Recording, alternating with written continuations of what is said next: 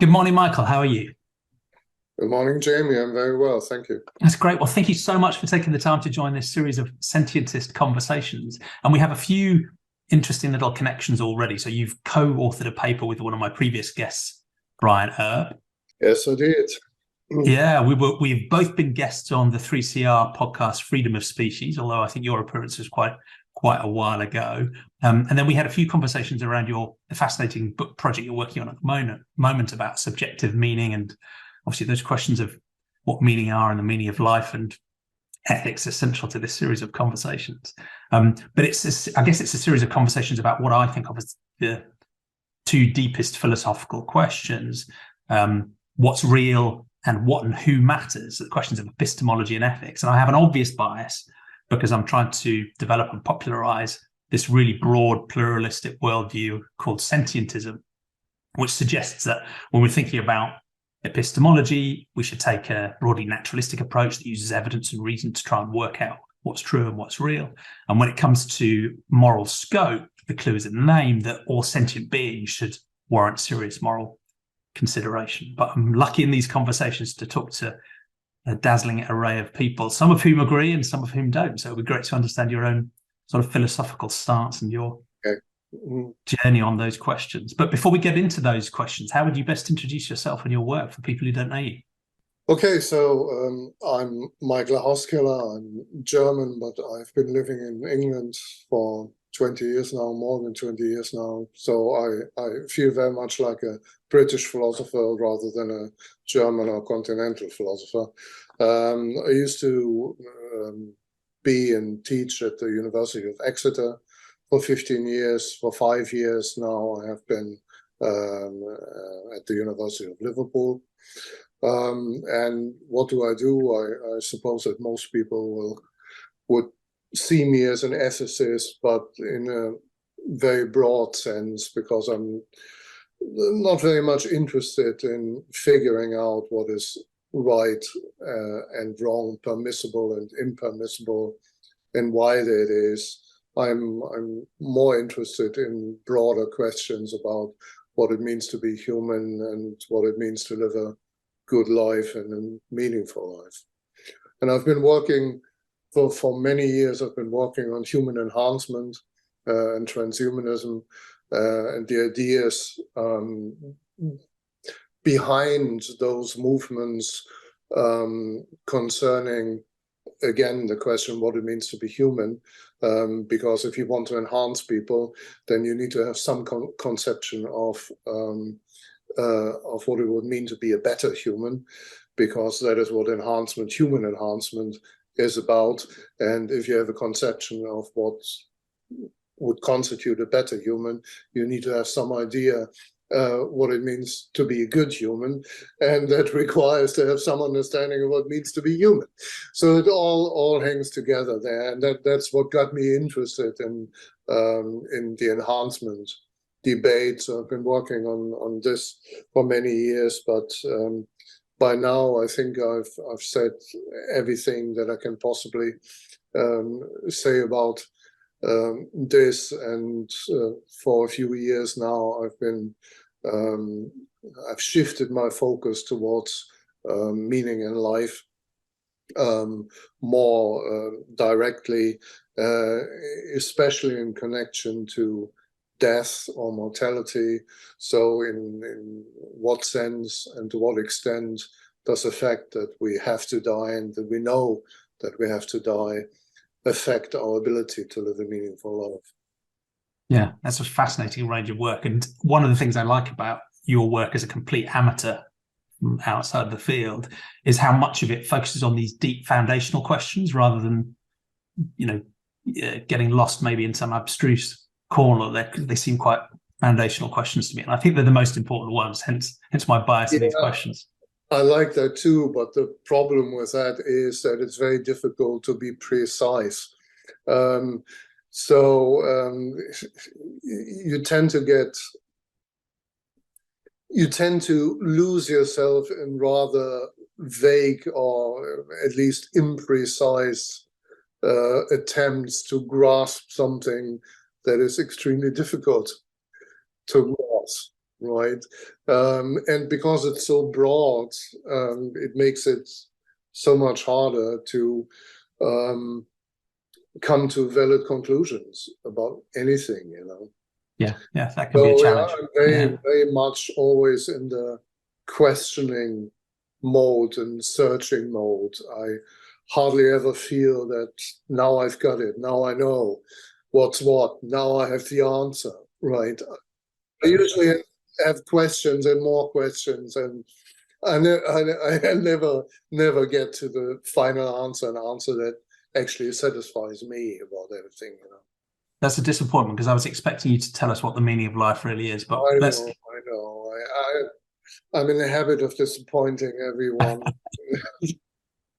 Well, I love that. I love that questioning attitude. So let's start digging into some of those deep questions. And the first one I like to ask is, what's real? A question of epistemology, I guess, and how should we go about believing?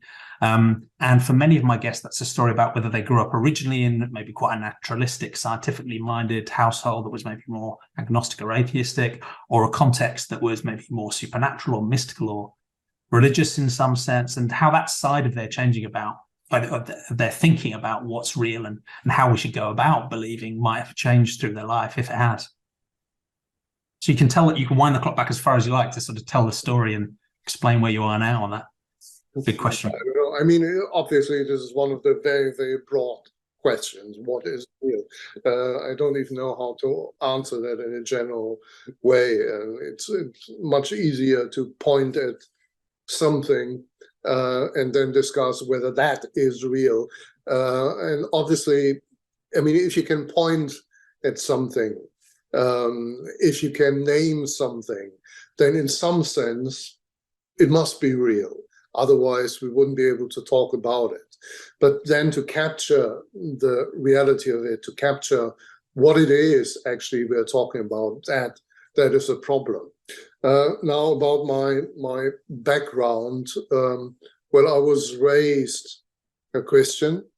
That is, I was sent to Sunday school and Bible classes, and I was made to confess regularly to the village priest.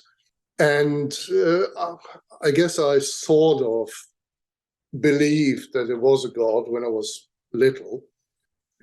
It was mostly because my mother insisted on there being a God who's watching, not over me, but watching me. God sees everything, she used to tell me, and that was clearly, as I figured out later, a means of controlling me, just to make sure that I don't do anything naughty or forbidden while she's not there. Yeah, so God is a sort of imagined remote surveillance device for your mother. Yeah, Big brother in the sky or big brother in heaven. And I remember distinctly how I was feeling this presence. I mean, not feeling, believing that there really is someone there who's checking on me. But very quickly, I dropped my religious beliefs, if there were beliefs in the first place. I mean, at that age, you're not really able to think about stuff. So is that really a belief? So as soon as I started to think for myself, I became an atheist, basically. So I don't have any concrete religious beliefs. Yeah. And as a child, did that sense of a presence, did that feel oppressive or reassuring or a mix of the two? Or do you remember what that was just oppressive? Yeah. I felt it reassuring. Yeah. So and it wasn't, again, I didn't feel the presence. I just believed that there was something because I was told there was something. But there's something that I thought was there was a punishing God, critical God, someone who makes sure that I did nothing wrong. So the feeling of it was certainly oppressive. It was not reassuring. Yeah. And what was the process like of moving away from that set of beliefs to becoming atheist? Because in the conversations I've had with people so far, some of them still are religious now, but most of them have started out with a religious worldview. I had one, you had one, and then have moved to something that is broadly naturalistic and often atheistic. And for some people, it was quite an easy journey. It just sort of was never really that important and it faded away. And for other people, it was psychologically really difficult, often socially really difficult, and in some cases actually presented even, physical risks to people as they shifted their worldview. What was the journey like for you? Was it hard or easy or something else? No, it was easy. It wasn't dramatic at all. It just sort of faded away or dropped away gradually because it wasn't a strongly held belief. It has always been, it always was superficial. So there wasn't a major change in my worldview. It's just that it became more and more unreal and unimportant, and then it dropped away. So I would describe myself as an atheist, although some people take me for a Christian because I might share some of the intuitions that religious believers have. So I'm not entirely comfortable with calling myself a naturalist, although I don't believe in anything supernatural either. But naturalism is also very programmatic and ideological, right? I would say with Hamlet that there are things in heaven and earth that cannot really be understood with our philosophy. So there's a lot of things in this world that we cannot understand and probably will never be able to understand. And some naturalists are very confident that we can understand everything and there's no mystery there. And I think there's a lot of mystery. For instance, I was teaching a class on transhumanism for many years. And one of the key texts that we looked at was an early paper by Max More, who was one of the founding people of the transhumanist movement. And the text was written in 1990, I think, and was just called Transhumanism Towards a Futurist Philosophy. And in that paper, he argues very much against any kind of religious worldview. So religion is a big enemy for him in that paper. Whereas transhumanism, the philosophy that he wants us to adopt, is based, according to him, alone on science and reason. And then he advocates a scientific world picture and says things like science, there's nothing basically that science cannot tell us. Science has figured out the origin of the universe, the origin of life, the origin of consciousness, and what we haven't understood yet, we will understand in future. And I always, when I read this passage, always go, well, hold on a second. How have we figured that out? So what exactly is the origin of the universe, right? Big Bang, is that the origin of the universe? How does it answer anything, right? Or the nature of consciousness. We're far from figuring out what consciousness is, let alone how it could have emerged from what seems to be inanimate matter. And life as well, we haven't understood how from non-living materials suddenly, at some stage in the history of the universe, living things emerge. We don't know. Now, is it possible for science to figure some of those things out? I don't know. Might happen, right? But it might not. I can't imagine that anyone will ever figure out the origin of the universe, because for that you would have to step out of the universe, meaning step out of everything, which is not possible. But there's some chance that we might figure out how life emerged from non-life, perhaps also consciousness. I'm not very confident that that will happen, but I cannot exclude the possibility that science might figure it out. But my point here is some naturalists are extremely confident that science can answer all questions, and I don't have that confidence. Makes sense. Yeah, thank you. So in the sort of ontological space, you don't have any supernatural beliefs. So I guess you're a naturalist in that sense, that you believe that the natural world exhausts sort of reality. They just whatever there is natural. So yeah, exactly. I don't know what there is. Yeah, there are a lot of things that I don't understand, and a lot of things I don't know anything about. But whatever there is part of nature.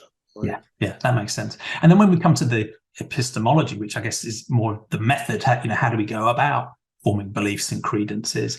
I like the way you describe that too, because I share that worry that some naturalists go down a route that some describe as scientistic, where the formal scientific method is the only way of understanding things, and also combine that with a sort of human arrogance that everything is understandable and we will definitely get through. It's just a matter of time, and there's sort of lack of humility in there, and that can also sometimes feel quite cold and clinical, in that it implies maybe there isn't space for intuition or emotion or feeling. And I'm not really a big fan of that approach, because I think it can lead us astray.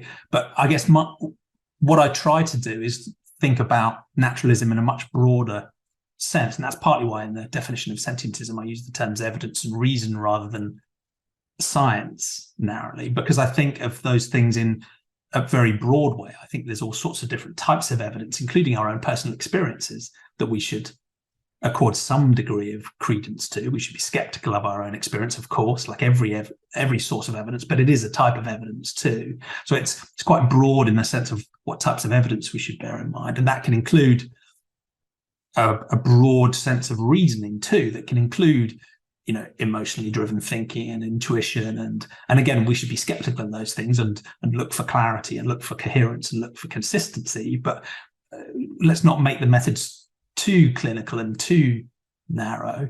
And I also think that humility is deeply important, and ultimately that's a central part of even a good scientific method, right? Is you're always supposed to be in doubt. You're never supposed to be 100% sure. You're always supposed to be open for new sources of evidence and new lines of reasoning. And there is a danger with some naturalists that they sort of feel like they've closed those options off because they're so confident that this randomized controlled trial they've done really is the final answer, that they've almost slipped into their own dogma. So I don't know if that means we can save naturalism by talking about it in a sort of more humble, broad, generous sense, but that's the way I tend to think of naturalism. Yes, absolutely. I'm completely agree with you there. What worries me or what annoys me very often is the confidence in certain approaches and certain views about the world, which relates to the question that you asked earlier, namely, what is real? There are certain conceptions of what is real and what is not. And those conceptions inform the way we look at the world and what we allow to be considered real. For instance, some naturalists might say consciousness, subjective experience, is not real. Right? What is real is the biological, physical processes underlying consciousness, and that actually is consciousness. So the objective, seemingly objective, is really real, while the subjective only appears to be real, which to me makes no sense, because you create an additional layer of reality where the reality that you actually experience and I said earlier, if you can point to it, if you can name it, then it is real. We experience it. It is there. So it must be real in some way. So what sense does it make to say, well, that is not really real, something else is more real? And other philosophers have the idea that Plato, for instance, or Parmenides, that being is more real than becoming. So the really real doesn't change. Time is not real. What's really real is unchanging. But we live in a world of becoming. So how can the world of becoming in which we live, the only world that we really know, how can that not be real or less real than something else? But there's always this, or very often, this normative use of reality. So by calling something real, you declare something else to be unreal or less real. So I would say it's all real, all real. Everything we can point to, everything we can name, everything we can think about, everything we can feel, and of course the thinking and the feeling itself, this is all real.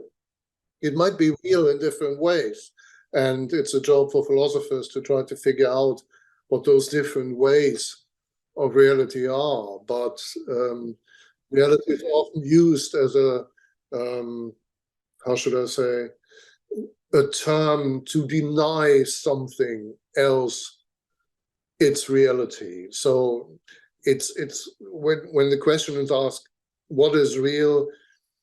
What we often mean is what is not real, and we want to sell a certain idea of what is not real by claiming that only such and such is real. And I wonder how much of these patterns of thinking is sometimes a hangover from the supernatural and religious worldviews that most of us were brought up in, because it seems sometimes that there's this, an echo of a soul that people want to deny the existence of, that leads them to also deny consciousness, when it's actually possible to conceive of it in a completely naturalistic way without having to deny that there's something going on there. You can just, we're essentially using terms to describe a phenomenon that exists. Why do you have to separate it and put it into different pieces and then deny one of those pieces?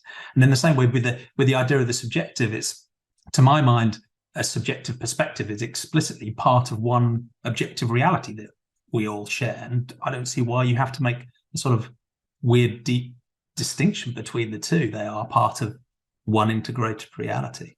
Exactly, I agree.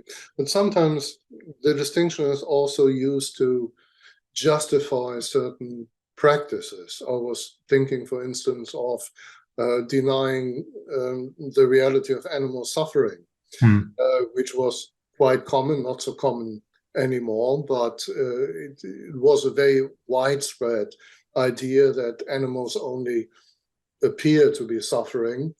We interpret their behavior and their screams or whatever as an expression of suffering, while in fact they don't. So it's a Cartesian model of the non-human animal, where the animal is just res extensa, and there's not really anything there.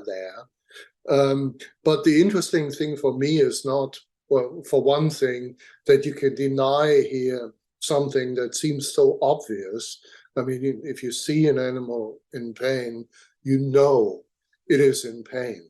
So it takes a lot of willful blindness not to acknowledge that the animal actually is in pain.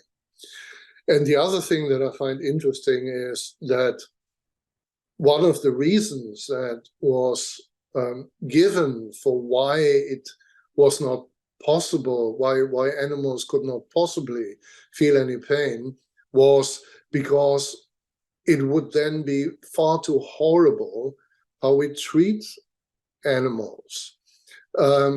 So because what we do to animals would be not justifiable if they felt pain, it cannot possibly be true that they do feel pain. God wouldn't allow it, right? So we have this so-called supernatural perspective there if we assume that the world is good, and we see all the apparent suffering in the animal world, then it cannot be. Right? So there's a moral reason behind denying the suffering of animals. And I think that's another brilliant example of how epistemology and ethics relate to each other. And simply speaking, I think bad epistemology and bad ethics can often feed off each other and motivate each other. And in the same sense that, and we'll get on to the ethical questions in a moment, that sense that animals surely can't feel pain because if they did, this would be a bad universe, but it can't be because God is good, is almost an echo of the humanistic psychology that works in the same way, which goes, I'm a good person, we're good people, therefore the things we do must be good, therefore animal farming must be ethical. So, and we'll come back onto that later on, but it seems, again, there's a sort of echo of a sort of a religious mode of thought that's then rebuilt in a more humanist mode of thought. And I think that partly drives the risk around the sort of scientistic arrogance we were talking about before, because you've gone from maybe a religious worldview that reifies the human as being made in the image of a deity, and typically speaking, in many religions, therefore the world and other animals and plants and so on are part of our dominion and therefore our purposes. But really, we're the point of the entire universe. All 400 billion stars in the Milky Way and all however many 100 billion galaxies. The point of all of that is us, right? We are the point of it, which is a supremely arrogant start. But it does feel that's almost recreated in a scientistic way of thinking, because that arrogance comes from this sense that we as humans are some sort of weird distinctive being that has a unique rationality, which somehow is guaranteed to have a complete and perfect understanding of everything, when of course a genuine scientific understanding helps us understand that we're just another evolved animal who have no sort of birthright ability to understand everything at all. And I don't think we should draw boundaries around our knowledge and stop. Right, the way to find out where those boundaries are to keep trying, but let's not be naive about us having some super privileged position in the universe. Right, science should teach us the opposite. Exactly. If we have evolved naturally, as seems to be the case, then there's no reason to assume that our brains are capable of understanding the universe. Why would the creature have evolved that is capable of that? What possible use can it have? So a naturalistic perspective should actually teach us humility there, what you mentioned earlier. Yeah, I agree. I mean, I think you can see that, our intuitions and even our intellect are really quite well honed for situations in which, we adapted to evolve for. But as you move further and further away from those situations, I'd argue our intuitions get, less and less reliable. We need to be even more skeptical of the way we think. So let's leave that sort of what's real epistemological, ontological question there. But that's been a fascinating sort of exploration of how you think of things. I think it's a really broadly generous but humble naturalistic view that's also skeptical of a sort of narrow scientistic stance. But if we've already started to hint at some of the next questions about ethics, the questions of what matters and also who matters. And sometimes I separate those questions out and start by asking, okay, given the context you came from, where you started out with a religious worldview and you became an atheist, what context did that set for the grounding of your ethics, if you think there even is such a thing? What do you think good and bad, right and wrong, ethics and morality mean, and how has that changed through your life? You were brought up in a Christian context. Did that also set your ethical context about right and wrong and good and bad? And did your ethics shift as you moved away from Christianity, or were they all sort of orthogonal journeys? I don't think that my early Christian upbringing has shaped my moral ideas and values. I think morally, I've been shaped probably mostly by watching certain TV shows like Lassie and The Waltons and Little House on the Prairie and things like that, Yeah, yeah, which I watched as a kid, and that taught me what it means to do something right or do something wrong, because it was all about people and animals being in certain relations to each other, and from how they interacted with each other, certain ideas of what is right and wrong emerged almost naturally without the need to articulate any principles behind it. So my ethical views or moral views are probably very basic and simple. It's about being nice to each other, being decent, right? And decency and niceness are qualities that do not play a major role in ethical discussions, but I think they are foundational. yeah.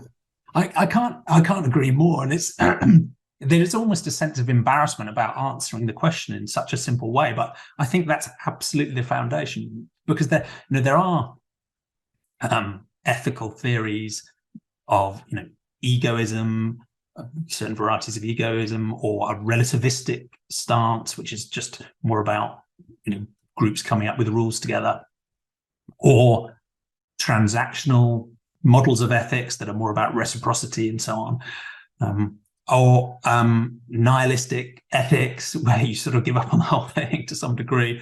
But I think, or even divine command theory, where ultimately, good and bad are really defined in the context of obedience to a deity, or following somebody else's plan, or doing what you're told.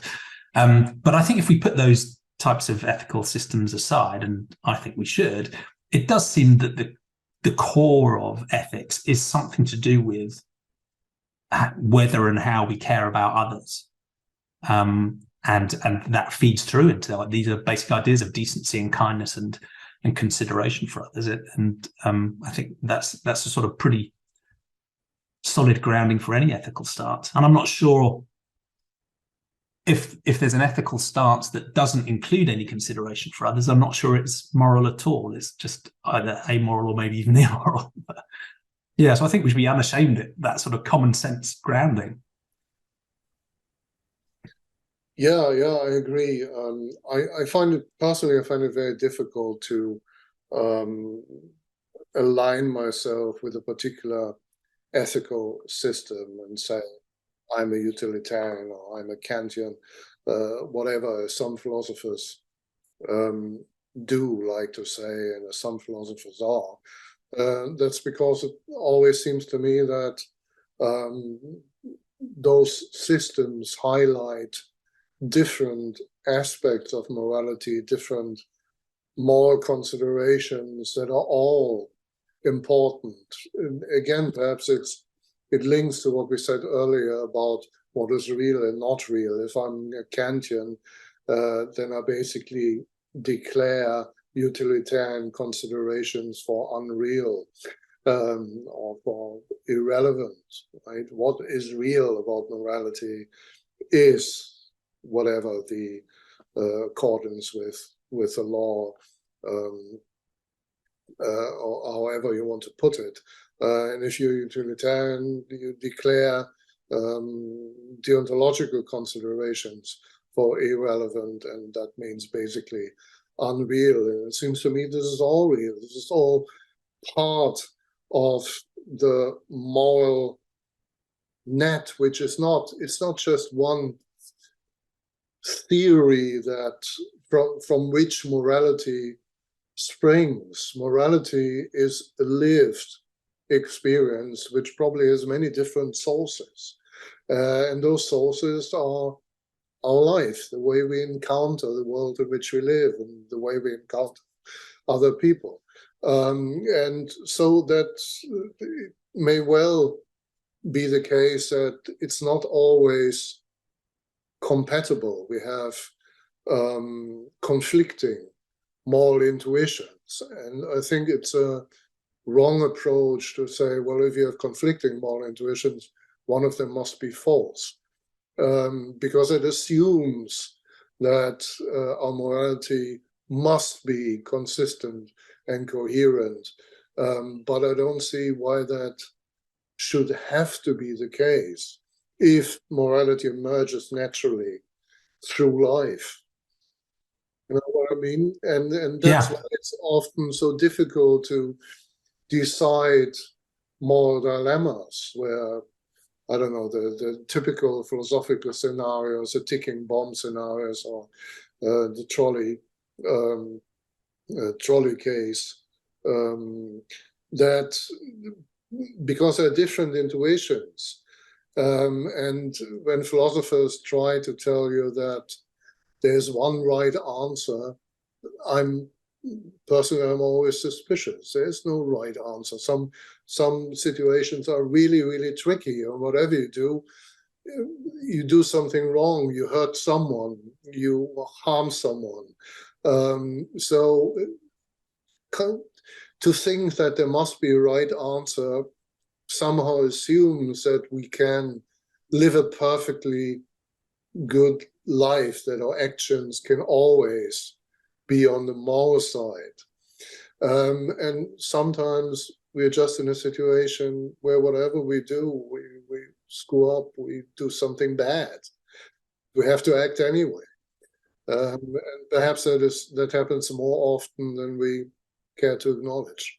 Yeah, I agree. And I'm very sympathetic to that sort of really pluralistic approach.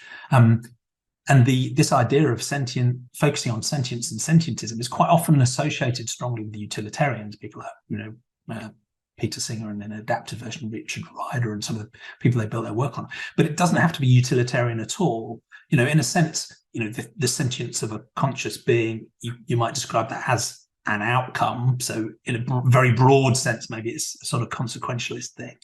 But as I've been working on this series and these ideas, it's been fascinating to explore, completely different ethical systems that can still use sentience as the way you set your moral scope. So you can have a feminist care ethic that talks about care for other sentient beings. You can have a deontological approach that recognizes that all sentient beings can be ends in themselves. For example, you can take a virtue ethics where the virtues of kindness are extended to all sentient beings, as well as obviously the utilitarian approaches. So I really like the idea of being super pluralistic about all the different ways you might think about ethics. But as we'll come on to soon, right, it's really important that we get the moral scope right. Yeah, in certain situations regarding animals, we can see that the utilitarian approach is insufficient, or at least it seems to me that way. The first book that I wrote in English after I came here 20 years ago was called Biotechnology and the Integrity of Life. And it was basically an attempt to figure out what the term integrity could mean, not as a character trait, but as a term that was at the time frequently applied to non-human animals in ethical context as a kind of substitute term for dignity. So the reasoning was basically because it's weird to talk about dignity with animals, we use the term integrity instead. But then why was the term introduced? Well, because we can imagine situations where the elimination or reduction of suffering leads to ethically counterintuitive results. For instance, Bernard Rollin and others have suggested that we could reduce the suffering of animals, for instance, battery chickens, by genetically manipulating them in such a way that they suffer less from the circumstances which we force upon them. So rather than changing the external conditions in which we force them to live, we change them so they don't mind any longer to be in those conditions. And at the extreme end of this kind of reasoning is the suggestion that we could genetically create living beings that have lost the capacity to suffer at all. So, and then the question is, from a utilitarian point of view, what could possibly be wrong with that, right? We can still eat our chickens, and we're not morally responsible because there's nothing there that has moral status anymore, because if sentience, the ability to suffer, is all that matters, and we have a being that doesn't suffer, then we have no moral problem. But intuitively, there seems to be something wrong in creating a living being that isn't able to feel anything, right? Imagine we wanted to go back to slavery, human slavery. And of course, we can't do that because now we are enlightened and we know you shouldn't be doing that to other people. But then some clever scientists had the idea of creating humans that are incapable of suffering.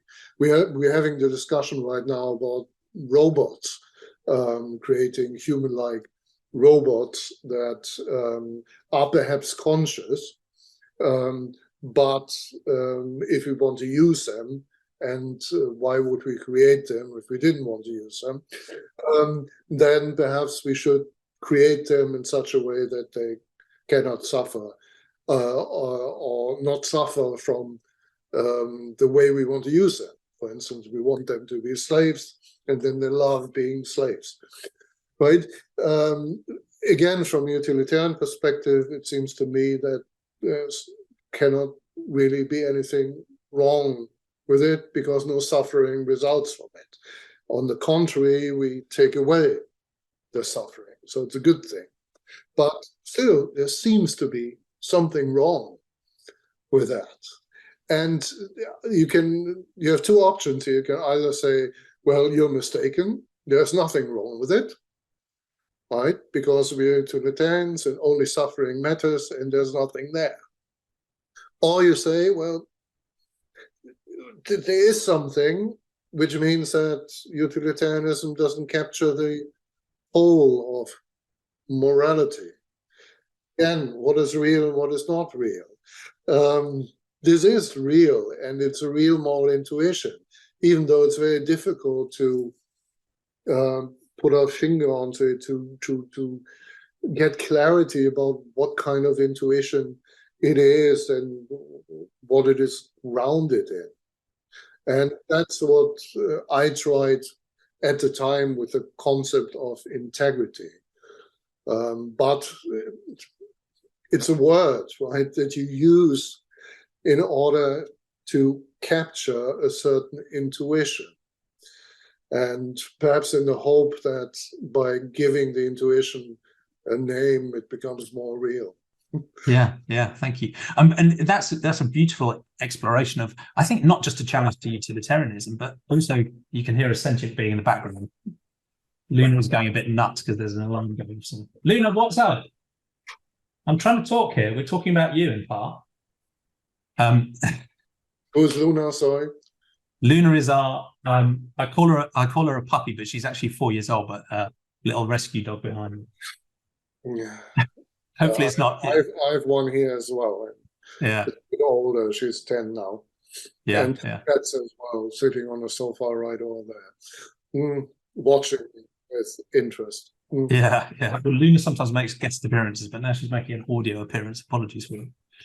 But yeah, so as I was saying, that's really interesting because I think it is a challenge to a utilitarian way of thinking, but it's also a challenge to a sentientist scope and saying, look, maybe in some situations we need to go further than that and look at ideas of integrity, or other people look at ideas like dignity, or telos, or purpose, or agency. There's some fascinating explorations.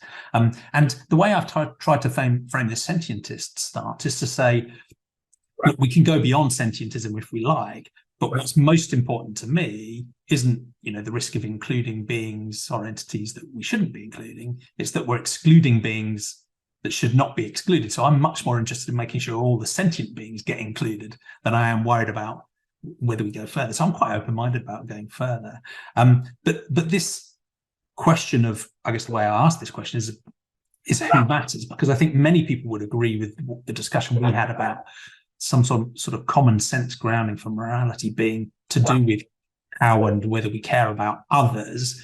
The problem comes when we talk about, okay, who counts as an other and who gets to warrant moral consideration. And that's another interesting journey that people go through their lives, of thinking about, as a child, family and friends, going out more broadly to think about humanity, but also that critical step of thinking seriously about non-human animal consideration too. So it'd be interesting to know your sort of journey in thinking about moral scope and the scope of moral consideration, and how you've gone through that journey, and where are you now, given you're actually also challenging whether sentience goes far enough. Yeah, I fear that I will probably be a great disappointment to you.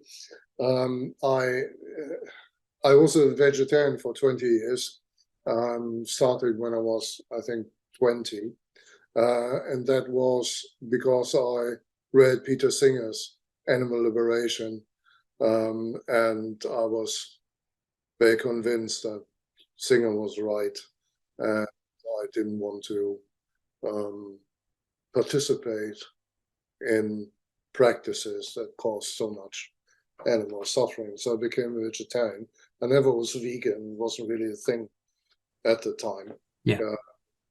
Then also I like cheese too much, I suppose. So I was a vegetarian for 20 years, but then at some stage I stopped being a vegetarian. So I reverted to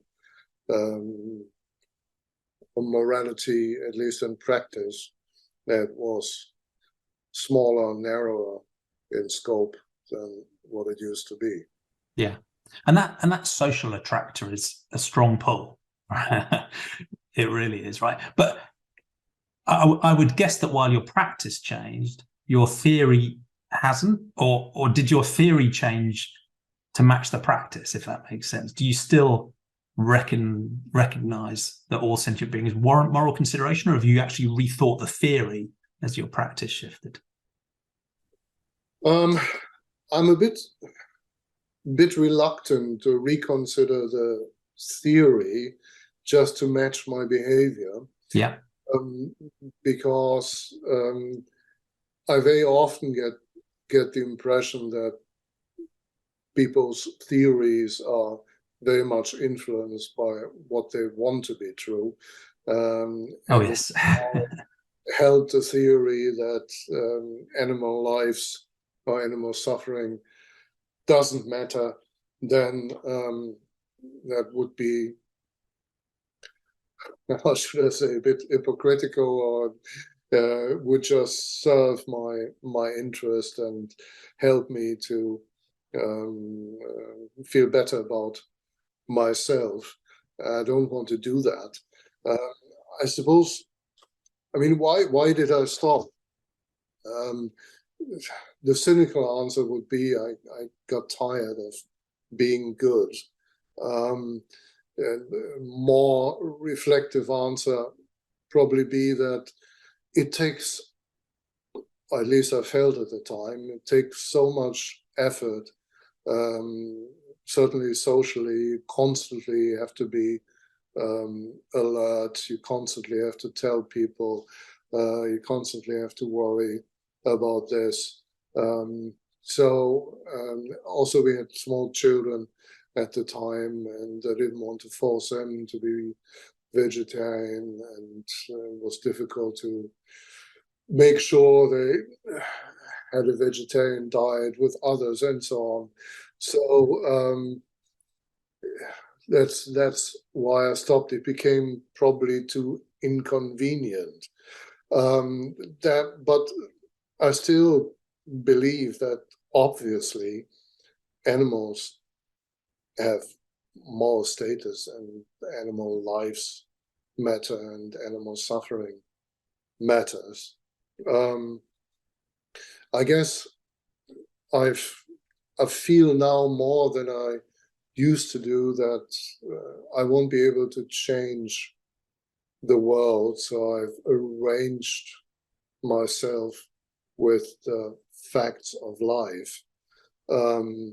And now I'm not saying it's not possible to live as a vegetarian. It's not possible for us all to live as vegetarians, but it's still a fact of life that we cannot live without killing. And even if we didn't eat meat in order to protect crops and vegetables and everything, we would still have to kill those other animals who also want to eat the stuff that we want to eat. So it is utopian to think we could all live peacefully together without hurting each other.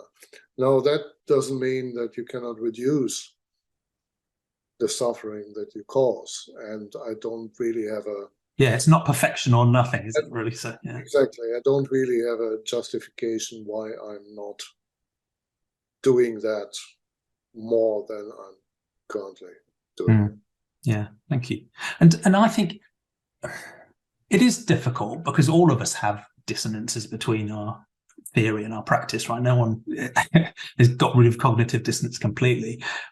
But I'd agree with you that I'm at least glad that people whose practice has maybe drifted away or doesn't line up, that they don't let that undermine their theory, because I do get the sense that because the social default and the practical default is so strong, that as those difficulties lessen, as it becomes practically easier and socially easier and less inconvenient, that people find it easier to bring their practice back in line with their theory. It keeps that hope alive that we can, at least systemically move in a more positive direction. But I find it fascinating because I've spoken to, many philosophers on this topic, and it seems that there are some philosophers who, even moral philosophers, who think of their work in such an abstruse, disconnected academic sense, it almost doesn't feel like it has any emotional, motivational force on their choices, their lives, or even society. It's a purely academic exercise, and that certainly isn't, your style at all. There's another group who just almost become drawn into being activist philosophers. So they lock into the ideas around moral scope in the human sphere, but particularly in the non-human animal sphere, and basically become activists as well as philosophers, because they're so engaged and so emotionally driven by the topic that they feel that force to put it in practice into their lives and to proselytize and to influence others as well. So there's that part. But I think the most common route is probably just based on a recognition that philosophers are, also ordinary people who are strongly influenced by social defaults too. And many people, I think on the street and philosophers end up in a position where, their theory is in one place, but the practice is in a different place, largely because of those societal defaults. And then it's a question about how much, whether you just acknowledge that or how much, or whether you then go into some post-rationalizations to try and justify it. But yeah, I find it sort of fascinating. But the Phil Papers surveys sort of shed a light on this idea that, are moral philosophers more moral than the average person on the street? And I think the conclusion is they're generally not, really. No, they aren't. But the theory gives me hope, right? If we can still have that theory as a North Star that we might be able to push ourselves and society back to, maybe that gives us something positive to aim at. It's not completely unconnected. And it's not just a theory, it's a way of thinking about the world, and this does affect our practice, even though it doesn't translate in a straightforward way immediately into practice. there might be hurdles on the way, there might be distractions, there might be changes in the way it is translated, but it's not completely separate. Yeah, yeah, yeah. Thank you. And there's there's in a way a little interest in. I really don't want to get into sort of auditing my guests' personal choices at all, but it's a fascinating case study in a sense of how philosophy, in a sense, just isn't enough, right? Much of the core of the problems we'll talk about later when we're talking about making a better future are really about human psychology and social norms. Just getting the philosophy right often isn't the trickiest bit. But I am interested in exploring this idea of what matters and who matters in another way, which is how you think ethics and morality links to the idea of meaning and the meaning of life, because that's another space where you've done some fascinating thinking about, having a meaningful life isn't just something that humans have, right? It's something that non-human animals and other sentient beings can have as well. So how do you think this idea of having a meaningful life relates to the ideas of ethics and morality, whether it's human or not human? Yeah, I'm not sure how fascinating my work on this really is, but I should perhaps say, the stuff I'm currently working on, as you know, is an attempt to justify, defend a subjectivist conception of meaning in life, meaning that my position is that I don't think meaning is something objective, an objective quality of life, so an objective quality of the universe, something out there, but rather it is an aspect of experience. It is still very important, because if you don't experience your life as meaningful, then it's very difficult to experience your life as worth living. So that very much goes together. But I don't think lives can only be meaningful if they serve a higher purpose, for instance, or they connect to some objective values that are out there. The problem with many current philosophical theories of meaning in life is that they take guidance from certain paradigmatic cases of supposedly meaningful lives, which all famous people, people with great achievements like painters like Picasso, or scientists like Einstein, or humanitarians like Mother Teresa, Gandhi, people who did important things. And if that is the paradigm that you use in order to understand what a meaningful life looks like, then the result is that most lives seem meaningless, certainly compared to the lives of those people. And it seems to me that this is wrong. I think most people's lives are meaningful, their experience is meaningful. There are things in those lives that are very important for people, even though it might not be important from the perspective of the world or of society.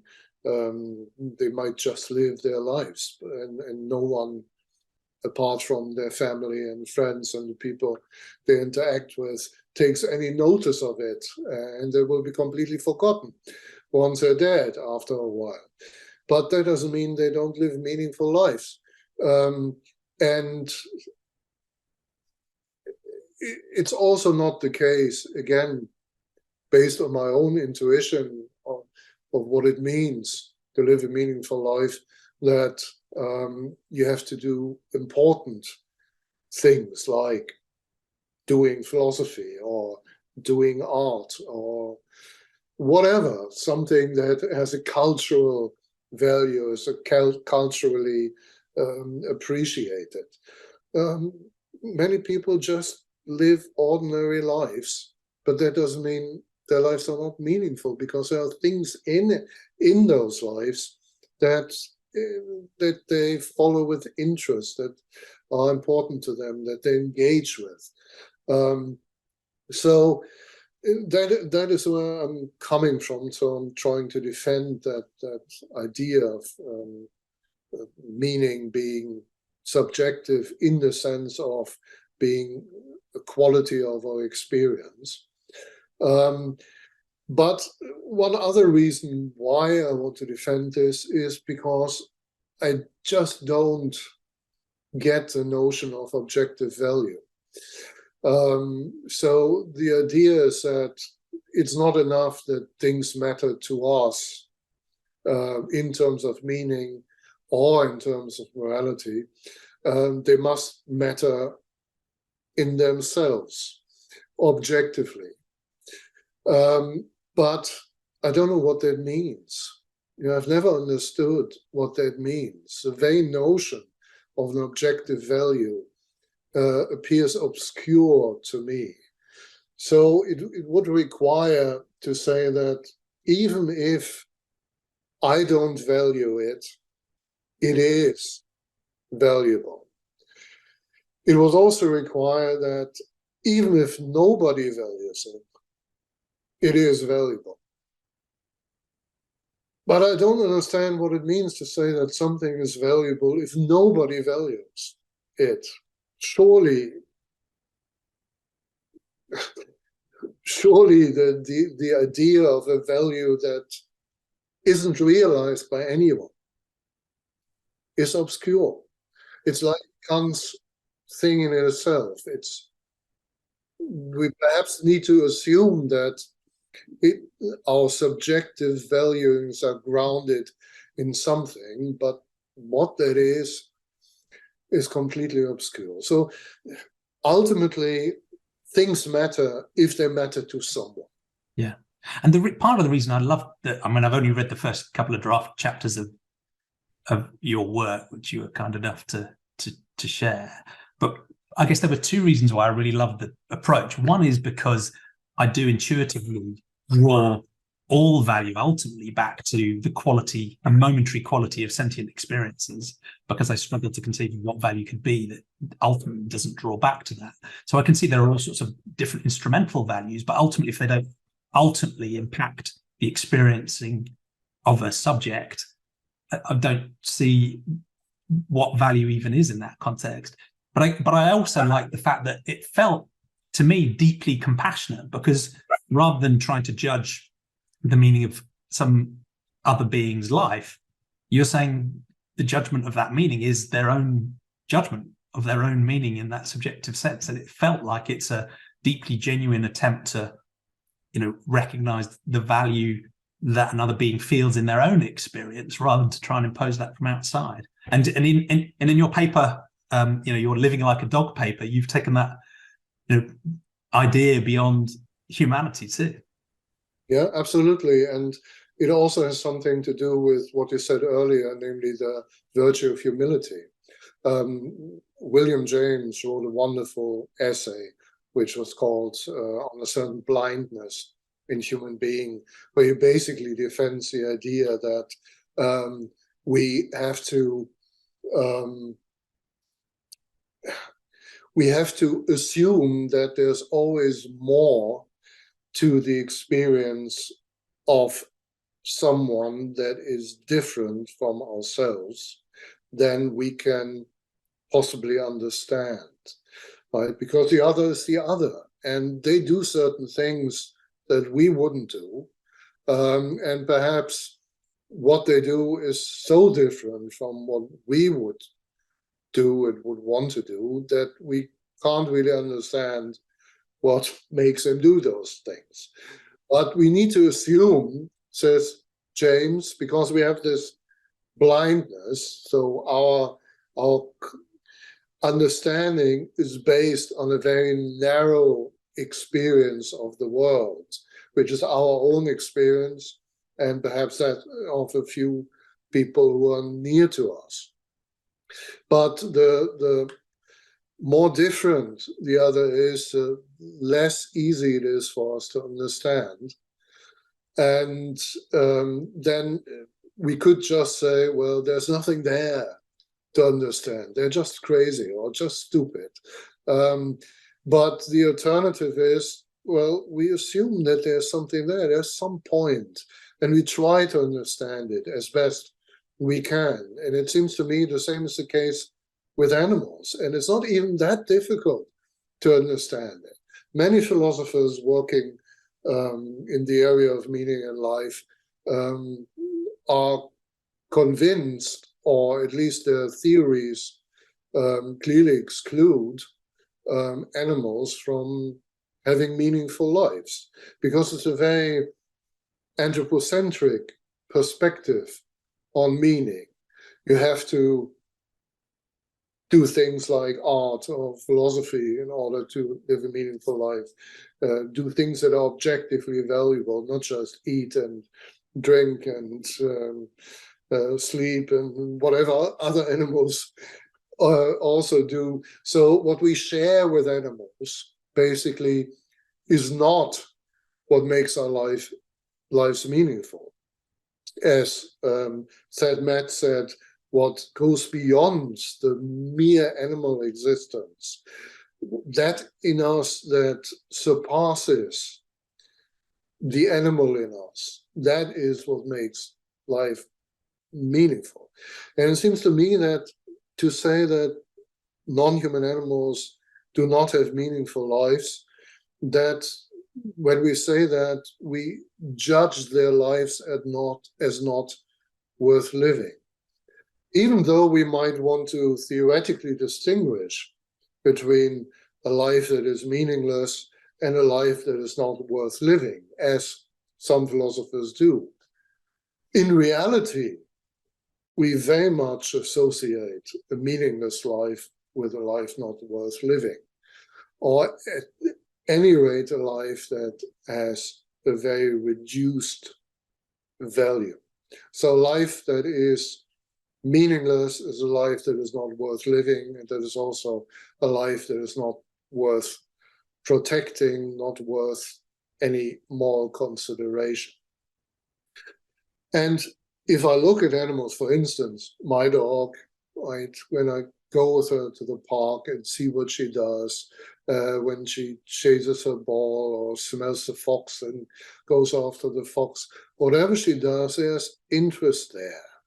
She smells things that I cannot smell. So I can't understand the significance that those smells have for her. But clearly, again, back to what we said earlier, you can see it. It's like denying the pain, even though you can see the pain. Other philosophers or other people deny the meaning, the experience of life as meaningful, even though you can see that clearly her life, the dog's life, is meaningful for her in the sense of being significant, having something that is perfectly enough to fill her life and make it worth living. She doesn't need anything more. And we have this idea that only human lives are truly worth living. Going back to transhumanism, another thing I wrote about is the transhumanist take on animal rights and how we should treat animals. And most transhumanists are probably utilitarians and also sentientists. Did you also, I think you have one episode with David Pearce, or?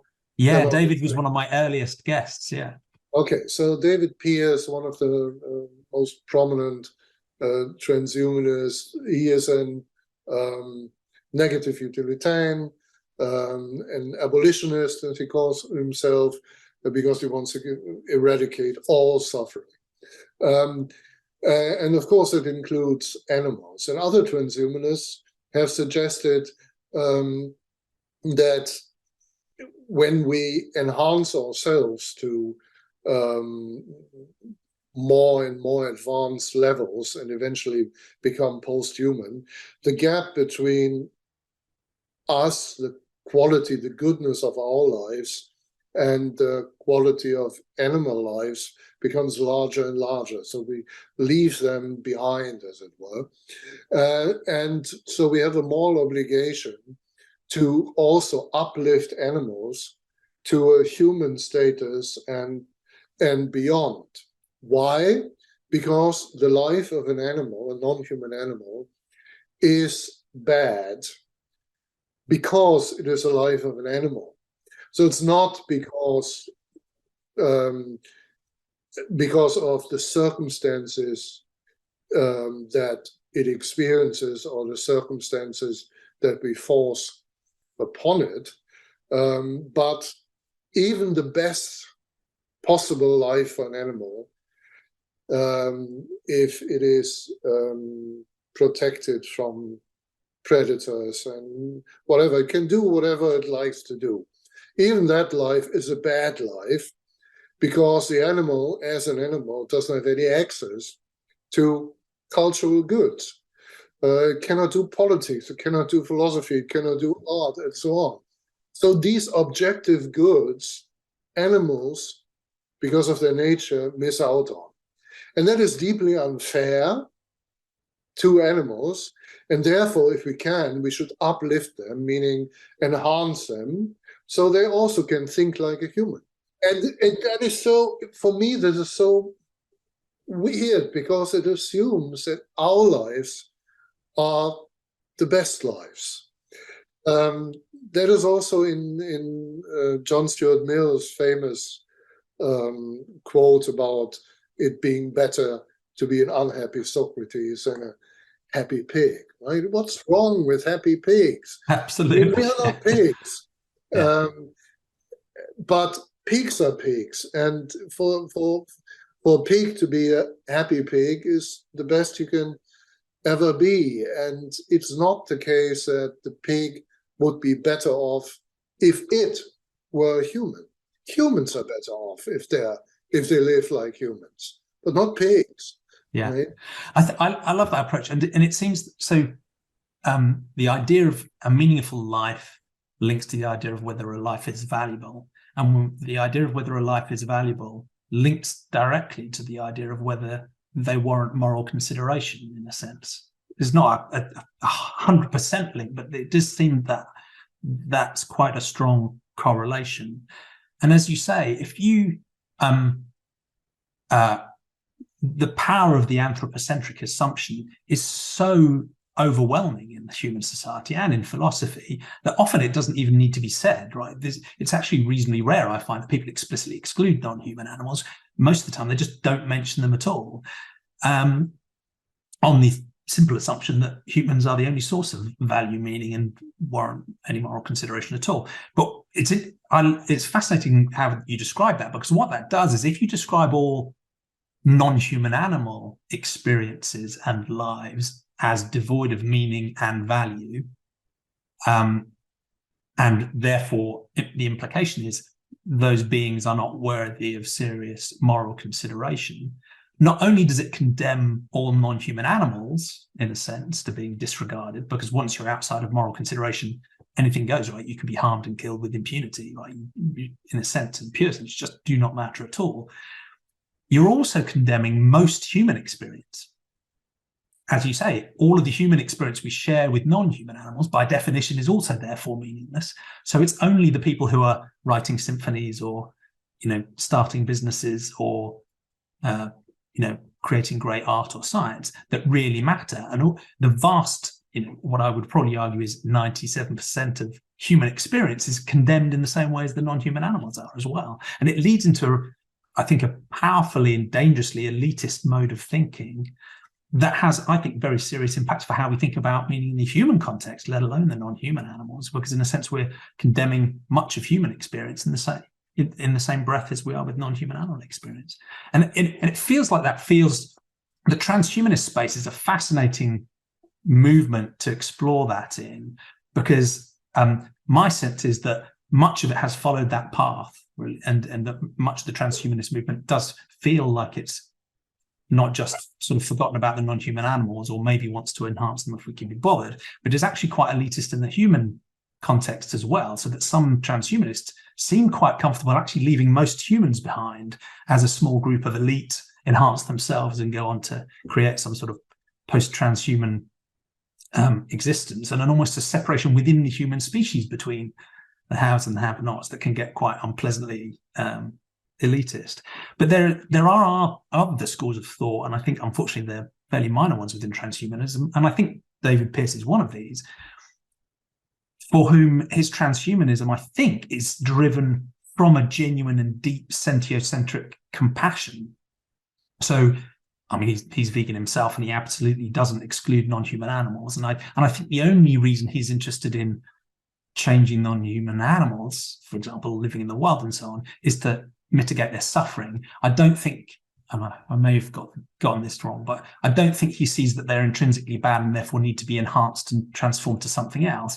I think it's just a compassionate thing that says non-human animals suffer, and if there's a way we can help them, that would be good. But that's very different from the mainstream transhumanist approach you laid out. I wouldn't say that is the mainstream. There are a few people like George Dvorsky and James Hughes who have advocated the uplifting of animals. Perhaps David Pearce is more mainstream than Dvorsky and Hughes in that respect. Okay. But you said there's genuine compassion there, and that may well be. But again, what is being inferred, or what is being made of that compassion in that particular case? So David Pearce wants to abolish all suffering, including the suffering of non-human animals. And the way he wants to do that is by re-engineer animals in such a way that they can no longer suffer. Us as well, but also animals. So what I said earlier, we create beings that are incapable of suffering, because it's not just actual suffering that is bad, but the very ability to suffer needs to go. And a second option, or second way of achieving the goal, is to eradicate all predators. So all animals that constitutionally, by virtue of their nature, eat other animals, or dependent on eating other animals, they have to go, to get rid of them. So no tigers, no lions, just lambs and cows, nothing else. And so we have animals that we have a very reduced variety of animals, and they all are incapable of suffering. Now, again, one might say, well, what can possibly be good about the ability to suffer, right? Why do you want to hold on to the ability to suffer? Surely suffering is bad, then surely the ability to suffer is also bad. That is the reasoning behind it. It's a very straightforward utilitarian reasoning there. But again, there's this unease about it, right? No one really likes to suffer, but doesn't suffering also have a value, or at least the ability to suffer? What gets lost if we cannot suffer anymore? For instance, I always think of love. What does it mean to love someone?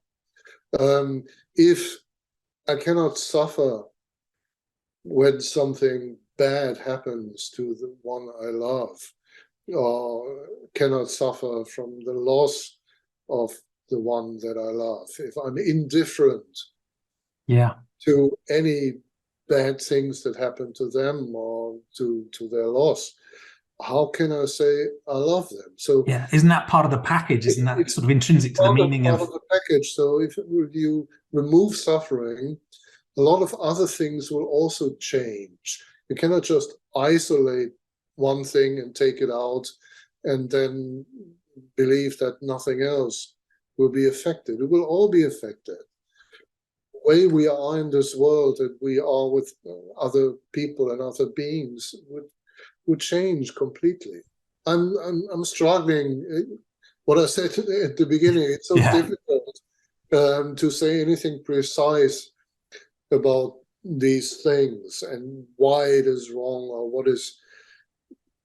Even the word wrong seems wrong to me. It's just there's something there that might be lost, and we're trying to articulate it.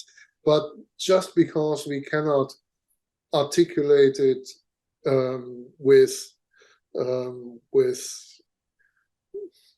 sufficient clarity, doesn't mean it isn't there, or it's irrelevant, or it's not real.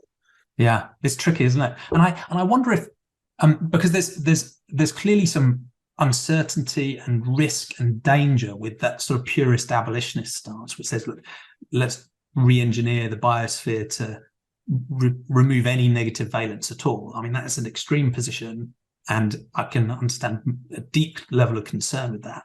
But there's also a danger we go the other way into a sort of naturalistic fallacy, where people will say, well, predation is natural, wild animals suffer, animals are bred in farms to be killed and eaten. That's their telos, that's their purpose, and there's a sort of natural stance that can lead us to ignore the suffering of some beings just because that's the way the world is, unfortunately. And in some circumstances can even lead to us reifying suffering in some bizarre situations, quite common in religious worldviews as well.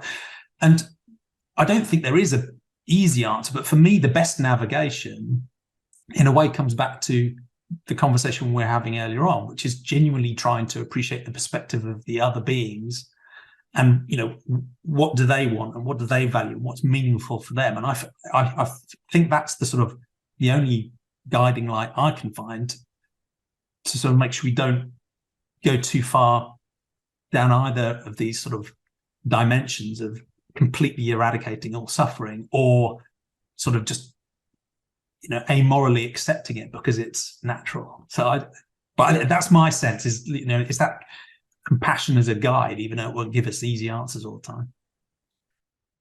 Yeah, I completely agree. I mean, there is a naturalistic fallacy if you say just because it's natural, it's good and needs to stay the way it is. So I wouldn't want to say that myself. Just because it's natural, it's good. But in natural things, first of all, there's horror in what happens in nature, but there's also a lot of beauty. And predators are beautiful too, and that beauty should count for something. So I have this idea that Plotinus actually articulated that. He said that beauty is, I don't know how to translate that, beauty is a shine of the good. So it radiates, the good radiates out, and what we then perceive is beauty. So the beauty of the world is important. It is something that gives us an indication of what is worth protecting. So that is one thing, that beauty is important. And the predators of this world, of the animal world, are part of that beauty of the world. And the other is that it's again the opposite of humility to think not only that you can, as Voltaire said, tend to your garden, that is, tend to the things that you can control in your life within the framework of nature and within the framework of human life, as one thing. And it's very different to think you can redesign the world. Redesign the world, not just do certain things better, improve how things work in the world, but redesign it, right? Create a world in which no one suffers. And we're good at hubris. No predators, whatever. Yeah. Reinvent the world. And that there's no humility in there. But this is only an argument, of course, for those who think humility is a virtue. And some who pursue those goals would deny precisely that. John Harris explicitly says when he discusses Michael Sandel's argument against enhancement, which is based on the giftedness of life, the idea of giftedness, he says humility is not a virtue. But for him, humility is not a virtue, right? You need to be proud and ambitious, and so being humble is not something we should aspire to.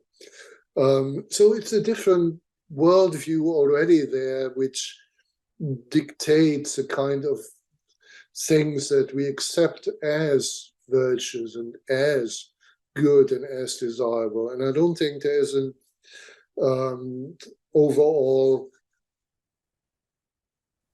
referee that could actually make the ultimate decision on who is right and who is wrong. It's ultimately about us deciding who we want to be in what kind of world we want to live. And so it's about us making certain decisions and creating the kind of world and also preserving the kind of world that we want to have.